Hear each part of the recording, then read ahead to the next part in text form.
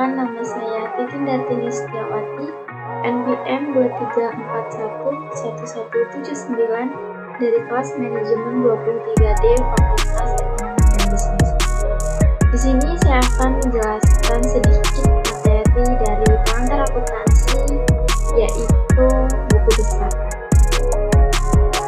Apa sih buku besar itu?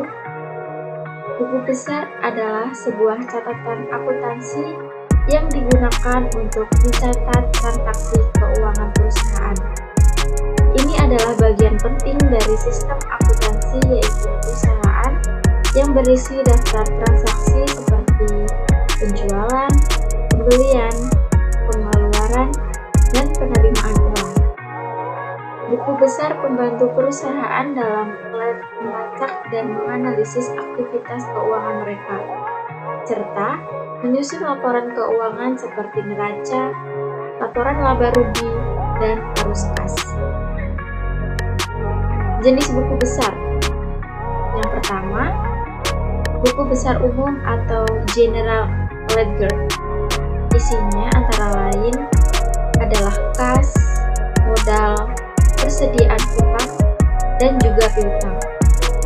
Yang kedua ada buku besar pembantu, yaitu buku besar yang berisi daftar rekening yang dengan khusus mencatat utang dan piutang secara detail. Yang ketiga ada buku besar kreditor, yaitu tempat pengumpulan informasi hanya dari satu jurnal, yakni pembelian.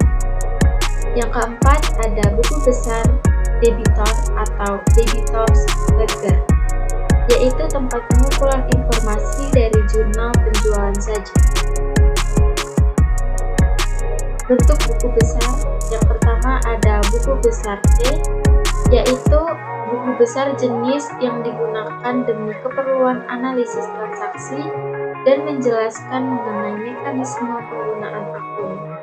Bentuknya seperti huruf T. Yang kedua ada buku besar sekontrol. Buku besar sekontrol merupakan bentuk buku besar T dalam versi yang lebih lengkap.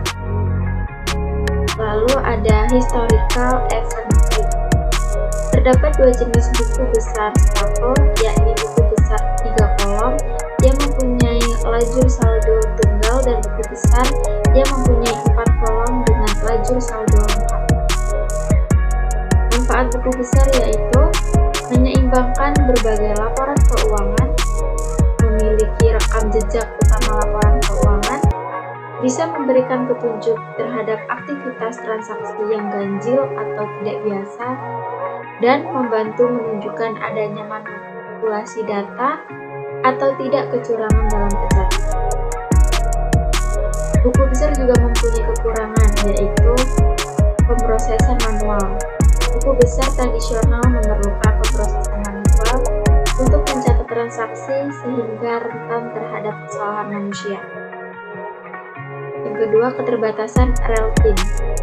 Buku besar biasanya tidak memberikan informasi secara relatif, sehingga perusahaan tidak selalu memiliki gambaran keuangan yang utuh.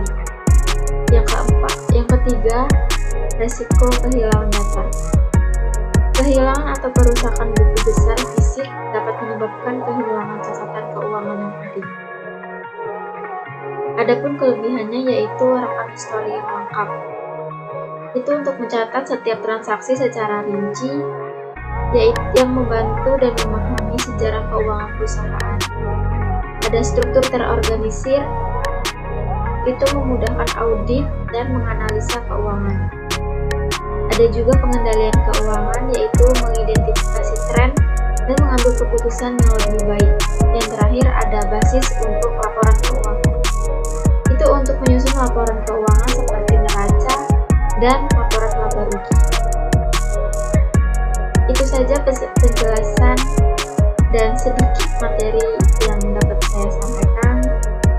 Mudah-mudahan bermanfaat untuk kita semua. Saya akhiri. Wassalamualaikum warahmatullahi wabarakatuh.